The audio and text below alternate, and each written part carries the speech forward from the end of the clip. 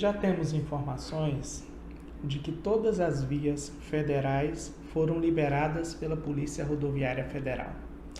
Pois bem, nós estivemos aí desde a eleição, na verdade, poucas horas após a eleição, diante de protestos de rua em vias importantíssimas, sejam federais ou estaduais.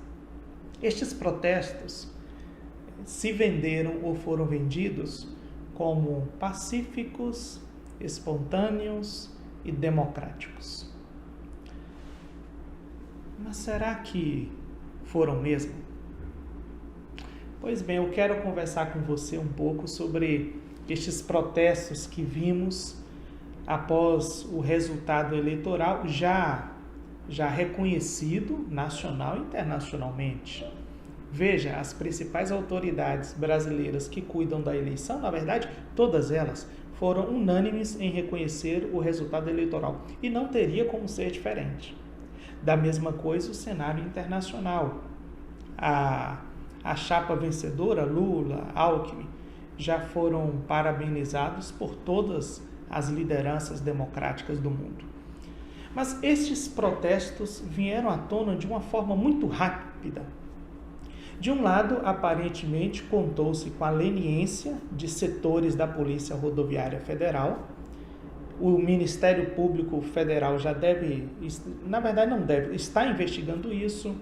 O Tribunal Superior Eleitoral também se colocou para ter aí essas informações e nós esperamos que isso seja devidamente responsabilizado, dentro, claro, daquilo que nós temos dito, nos limites do Estado Democrático de Direito.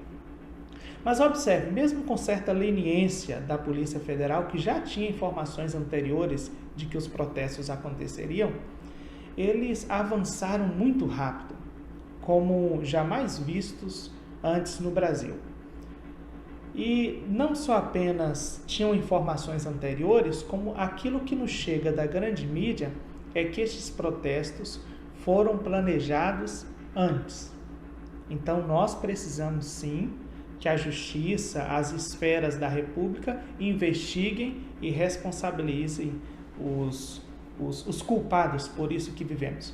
Mas eu quero trazer agora, após esse brevíssimo preâmbulo, isso que nos foi vendido, que nos foi passado, de espontâneo, pacífico e democrático. Bem, vamos um por um para a gente pensar se exatamente foi isso. Não foram manifestações espontâneas. O que nós temos assistido, de fato, é o rosto do bolsonarismo. O bolsonarismo apresenta os seus dentes. Nós poderíamos retroceder e mesmo assim nos limites, tá? Nós poderíamos pegar muito antes. Mas vamos retroceder, por exemplo, a partir daquele acontecimento do ex-deputado Roberto Jefferson. Granadas, tiros na Polícia Federal. Depois houve mortes, assassinatos, tiros em São Paulo, em Belo Horizonte, de pessoas que estavam comemorando a vitória do Lula, comemorando inclusive em espaço privado, e que receberam tiros, né? Essa foi uma eleição que pessoas morreram, em que a violência estava no ar.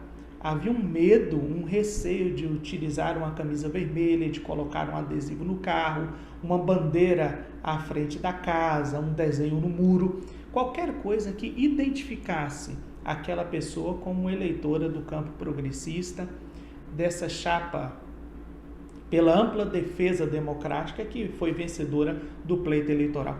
Então, essa violência vem, ou o caso, por exemplo, da deputada reeleita, né, que corre armada pelas ruas de São Paulo atrás de um homem, né, um homem negro.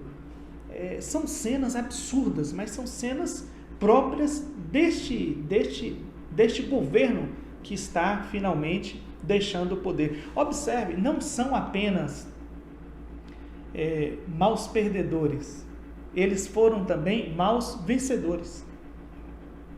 E eu volto isso mais à frente na reflexão. Então, estes próprios protestos também têm se mostrado violentos, agressivos. impedindo passagem de pessoas que precisavam de atendimento médico, de medicamentos, de insumos, de oxigênio. Então, nós vemos um protesto violento. Não se trata apenas de queimar pneus. Trata-se de cercear o direito de ir e vir, ou daqueles garotos também que passaram em frente a um protesto, jovens, né, aparentemente do ensino fundamental 1 e 2, passaram por um bloqueio, fizeram um L, um daqueles manifestantes, né, entrou no ônibus, bateu nos meninos. Quer dizer, cenas absurdas de violência. Ou de carros que passavam perto das manifestações e que tinham ali algum símbolo, algum adesivo que vinculava ao PT. São cenas de violência. Não estamos diante de protestos pacíficos. Ao contrário, tínhamos ali pessoas armadas. Isso precisa ser investigado. Segundo, não foram manifestações espontâneas. Como nós dissemos aqui, já há um consenso dentro do Ministério Público que estas manifestações foram organizadas. Veja o que disse o Ministério Público de São Paulo. É uma ação coordenada por milícias digitais, financiadas por empresários, com o objetivo de destruir a democracia. Isso está muito claro. Observe, coordenada por milícias digitais, financiadas por empresários, com o objetivo de destruir a democracia. Então, não foram espontâneas. Inclusive, nós precisamos saber quem é que está pagando esta conta. Quem está financiando isso? De onde vem o dinheiro? Essa é a máxima, né? Precisamos seguir o dinheiro, saber de onde ele vem e responsabilizar, segundo a lei, essas pessoas envolvidas não apenas diretamente nos protestos, mas sobretudo aquelas que estão por trás, financiando e dando as condições para que os protestos acontecessem. Terceiro, não são manifestações democráticas. Se pede uma intervenção militar, se pede a volta da ditadura, se fala em intervenção federal, não é democrático. Democrático é você dizer que quer Estado mínimo, democrático é você defender um teto dos gastos, isso é democrático. Mas pedir o fim da democracia, não, isso não é democrático. E nós sabemos, pela pesquisa feita agora em agosto pelo Datafolha, que 7% da população brasileira é favorável à ditadura militar, a entende e a defende como o melhor regime de governo. Bem, quanto a isso, existe uma certa legitimidade na existência dessas pessoas, claro, e dessa forma de pensar. Eu posso entender ela, né, que a ditadura é melhor, mas o que você não pode é impor isso através da força no espaço público. Você não tem direito de defender isso para a sociedade brasileira. Então, não eram pacíficas, não eram espontâneas e não eram democráticas. E até que demoraram, né, para acabar, para chegar ao fim. Como eu disse, aparentemente contou ali com uma certa leniência da Polícia Rodoviária Federal, setores da Polícia Rodoviária Federal, setores das polícias militares. Mas, bem, finalmente as vias estão desbloqueadas. Mas agora nós precisamos permanecer responsabilizando aqueles que financiaram e aqueles que ali estiveram. A própria Confederação Nacional do Comércio, para nós termos a dimensão, estima um prejuízo diário de 2 bilhões. 2 bilhões por dia, valor do prejuízo no comércio, com aquelas paralisações que finalmente se encerraram. Nós precisamos conversar mais sobre isso. Por quê? Isso aconteceu muito rapidamente, poucas horas após o pleito. Agora imagine com 6 meses, 1 ano de um novo governo instalado. Enquanto eles estavam lá, na rua protestando, o novo governo estava no processo de transição. E o que nós descobrimos agora quando tomamos pé do orçamento? É que não havia recursos para a educação, para a saúde, para investimento público, né? Retomada das obras públicas. Não havia aumento real do salário mínimo e não havia o recurso para manutenção do Bolsa Família em R$600. Então nós deveremos estar brigando nesse fronte aqui, dos recursos, do orçamento, da manutenção e investimento de políticas importantíssimas. Eu citei algumas, mas tem um vídeo aqui que você poderá conferir melhor esse tema do orçamento. Tá bom? Então nós precisamos conversar sobre isso também.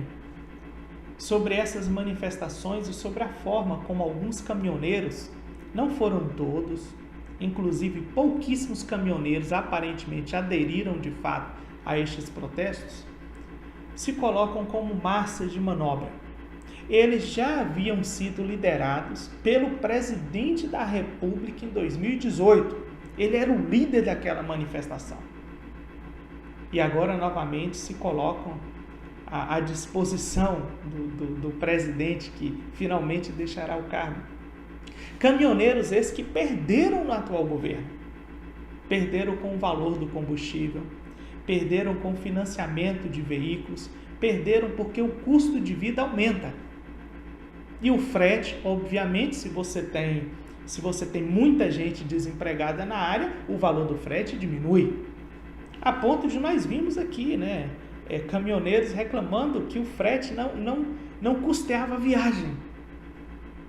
E agora estão alguns deles, né, bloqueando estradas. Precisaremos conversar sobre tudo isso, porque nós teremos dias ainda difíceis pela frente, até reestruturarmos o nosso país e colocarmos de volta o país nos trilhos do desenvolvimento, não apenas econômico, mas social, cultural, na redistribuição de renda e etc. Tá bom? O que você pensa sobre isso? Escreva aí nos comentários, curta esse vídeo, a gente quer conversar sobre isso com você.